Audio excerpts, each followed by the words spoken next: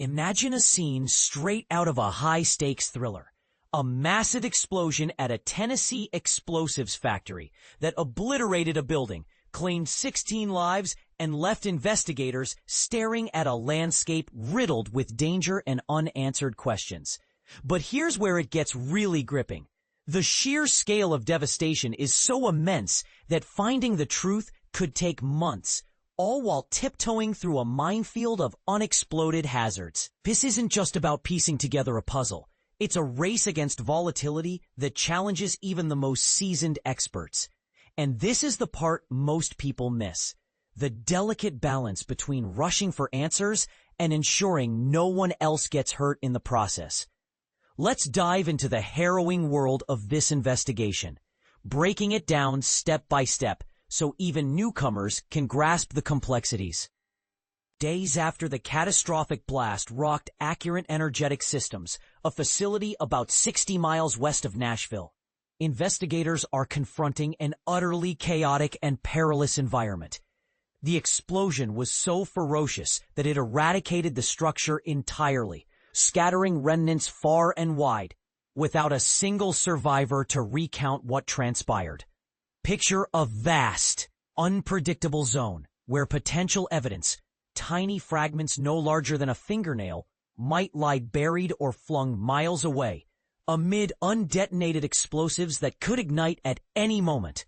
Authorities are still probing the incident's origins, but they're bracing for a prolonged timeline, possibly stretching into weeks or even months, due to the intricate hurdles demanding a careful, systematic strategy and constant safety checks. These unexploded materials represent a grave danger to everyone on the scene, from first responders to seasoned investigators.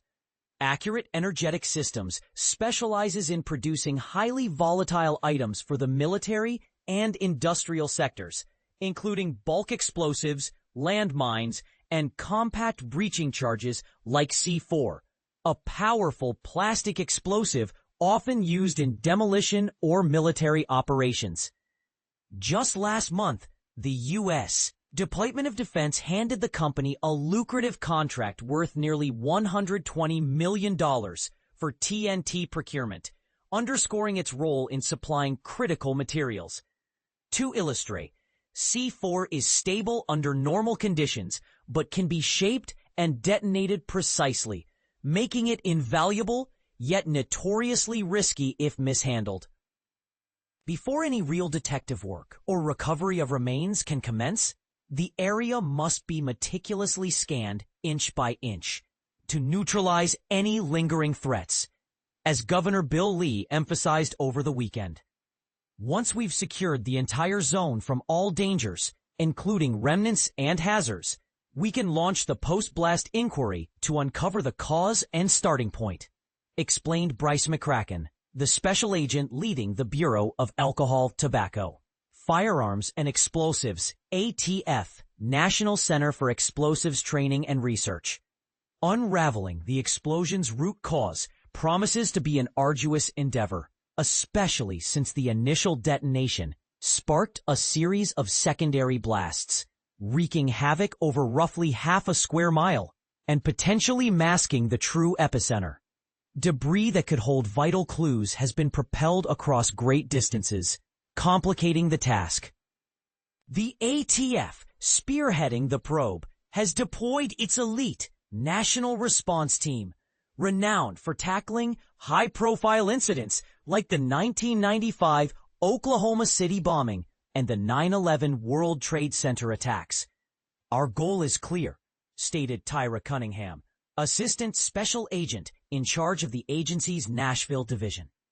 If foul play is involved, we'll ensure accountability. If it's an accident, we'll extract lessons to avert future disasters. Now, let's unpack the major obstacles these investigators face and how they're strategizing to surmount them. But here's where it gets controversial.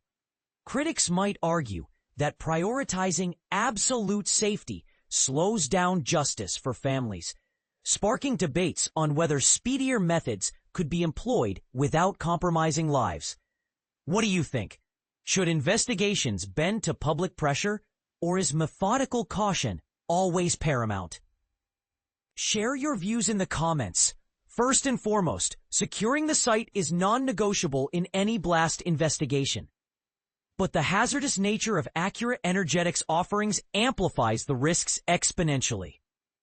While the exact items in the demolished building remain uncertain, the company's portfolio includes dangerous elements that could act like hidden traps.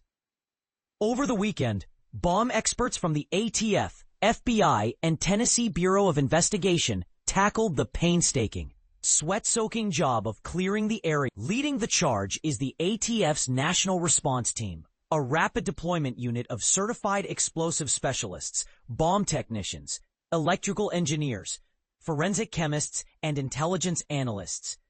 Their combined expertise spans decades in pinpointing the sources of explosions and fires, Cunningham noted. Teams started at the blast's outer edges, inching inward toward the suspected origin point, aided by a sheriff's office drone to spot risky hotspots from above. Reaching the core manufacturing zone will take considerable time, McCracken warned. One silver lining, as former ATF official Thomas Chittum pointed out, is the availability of meticulous records on stored hazards, thanks to the company's status as a government contractor. This gives us a blueprint of what was inside, he said, which could help prioritize clearances. Yet, the absence of eyewitnesses complicates matters profoundly.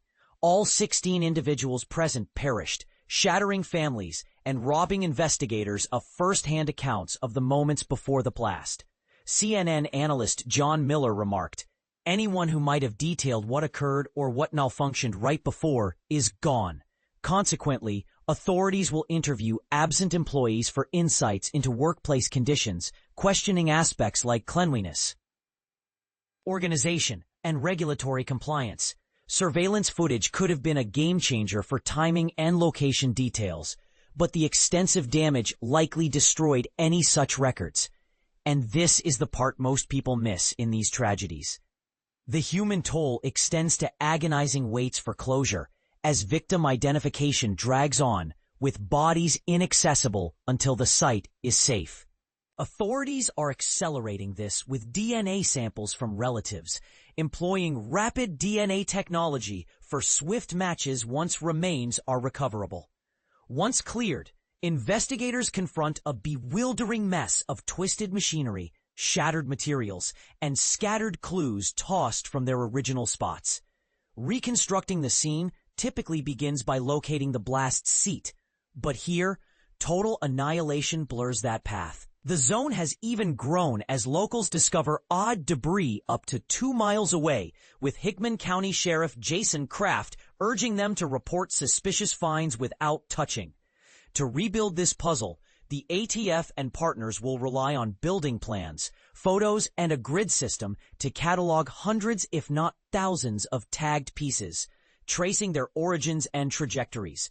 It's like reassembling a shattered jigsaw, said ATF Special Agent in Charge, Matthew Ballou. Past experiences, such as ATF rides with their team in Minneapolis or during the Los Angeles wildfires, reveal the grueling hunt for minuscule evidence, emphasizing patience over hasty conclusions. We must explore every angle to deliver accurate findings, stressed Supervisory Special Agent Dixon Robin. Team leader Chris Faulkner added that while external pressures mount, objectivity trumps emotion. We get one chance to get this right. In wrapping up, this investigation underscores the high-stakes interplay between safety, thoroughness, and timeliness. But here's a controversial angle to ponder. Could regulatory oversights or profit-driven shortcuts have played a role, or is this purely accidental? And what about the broader implications? Should explosives manufacturing near populated areas be reevaluated? Do you agree that lessons from incidents like this demand stricter industry standards, or is the focus better on emergency response? We'd love to hear your takes. Agree, disagree, or add your own insights in the comments below. CNN contributors Josh Campbell and John Miller helped shape this report.